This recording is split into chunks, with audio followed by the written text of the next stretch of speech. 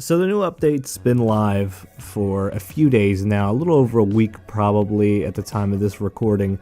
And I've just been kind of gathering my thoughts, see how I feel about the new weapons, new changes, and trying to really get a sense of this update. I don't want to go off half-cocked here. I want to sound like I know what I'm talking about, at least a little bit. So in the background here, we're going to have a little bit of gameplay. I get quite a few kills with the new Field Spitfire. That gun is pretty good. So let's get started. So the first thing we have here is the Dark Tribute. This is essentially a daily goal where you can offer up experience that you've earned throughout the day to unlock certain things. And when you get to the final threshold of 10,000 experience, you even have the opportunity to unlock a unique hunter. The Bad Hand, whatever. It's cool. It's a cool little mechanic they've added to kind of entice players to play more on a daily basis when you're waiting in between events, things like that.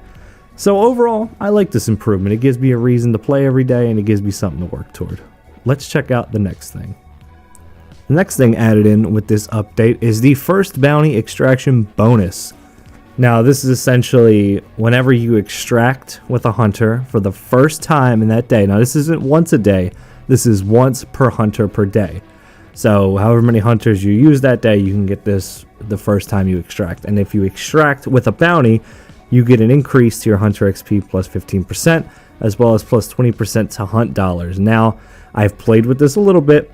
And as somebody who is a little bit more conservative with their character selectment and who they bring into a match, I was able to go in and in a single match, if I got a bounty and a little bit of decent luck, maybe get like 1 or 2 player kills, something like that, I could immediately retire my hunter. He was level 25, 26, 27 with no problem with this new bonus. I think this is a welcome change, and if anything, this is honestly going to speed up progression a whole ton. Because for players like myself who hover around 3 to 4 star average, you go into a hunt, you get a really good game, you come out with a hunter who's level 20, you get a few perks, you go in, you die. You're not really leveling up as quickly as you could be. This, however, changes that. It's a positive change in my opinion. Next up on the list is the new weapon variants. We have 4 of them here. We have the Berthier Deadeye, the Field Spitfire, the Field Precision, and the Field Swift. This should honestly be the update of the Field. The Field got a huge buff here. We have 3 new variants, all of which, honestly, pretty good. I don't have a bad thing to say about any of them. The Field Spitfire is a sort of snub-nosed version of the Field, and it offers increased rate of fire. Now the officers got a little bit of a competition. It's pretty cool. I honestly like it. You'll see later in this video how much I like it. The Field Precision has the Field with a stock. It's much more accurate. And I like that too. I was finding it very easy to get headshots with. I like how it handles. It's pretty nice. And the Field Swift is going to be for the fanning users, honest to God. It's essentially a Field with a speed reloader. You can slap in a whole new cylinder of 6 rounds rather quickly. And last is the Berthier Deadeye, which, not bad. Honestly, not bad at all. A nice long ammo Deadeye variant rifle. I'm down with it. I like it. All in all, nice selection of weapons to add here. Next up is Friendly Fire. They added a change to how it works. Essentially, the damage reduction that you got from friendly explosives is now null and void, which means that all damage from explosives from your teammates will apply to you. Honestly, a little more difficult to play around, but I don't envision this being as big of a problem as people are going to make it out to be. This next one's pretty self-explanatory. This is a change to the damage dealt from the Red Skull Revive. It's going from 25 to 50. I don't really see this being a big a deal. I normally only reserve the Red Skull Revives for when either shit has hit the fan or the shit has left the fan. Like, the battle's over. We've won. Now I can go get my partner. I don't think this is going to be that big of a deal, but you guys let me know how it affects you. Here we have a change to the hunting bow, and this is going to increase the damage dealt when the bow is at minimum draw, as well as increase the damage of basic arrows against grunts and hellhounds. Fine, it sounds good to me. I don't really look at the bow as an OP weapon. I think it could use a little bit of a buff since it got a little bit of a nerf a few patches back. I'm cool with this. Sounds good to me.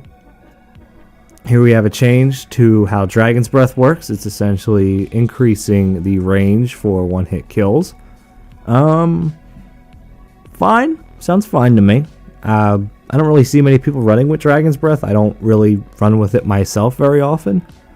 So we'll just have to see how this one pans out. If this winds up being a little bit overpowered or underpowered, only time's going to tell with this one. And here we arrive at what I am going to say is probably the only overpowered thing in this new patch. The Winfield FMJ Ammo. We all know how FMJ Ammo behaves, how it works, and adding it to what is potentially the best gun in the game, you know, pound for pound between price, damage, reliability, effective range. The Winfield's pretty good.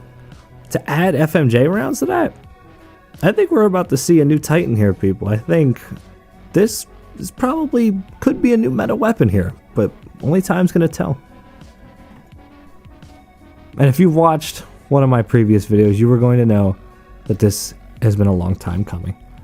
This is the change to dual wield levering and fanning. The part that I like is the dual wield part. This significantly increases the recoil for dual wielding, as well as taking away the accuracy bonus from dual wielding, fanning, and levering. Sounds good. Anything that slows the combat down in this game a little bit and becomes like more of a methodical chess match, in my opinion, is going to benefit it. Let me know what you guys think in the comments below, but I think taking away a little bit of accuracy from dual wielding is going to be a major change for the better. Next significant part of this patch is the change to explosive crossbows. Honestly, I'm not going to go into all of it right here, but you can read what's on the screen right now.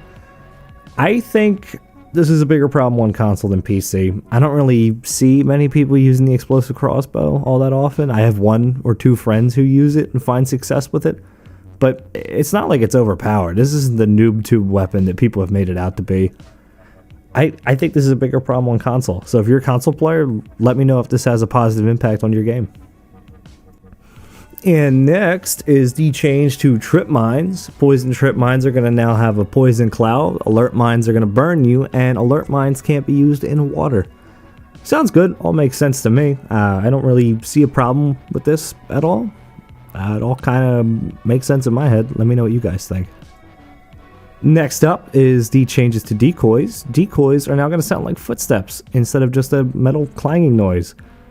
I really like this. I think this is going to give me more of a reason to use decoys. And honestly, I never really used them in the past. I just kind of used them to get to the alert trip mines.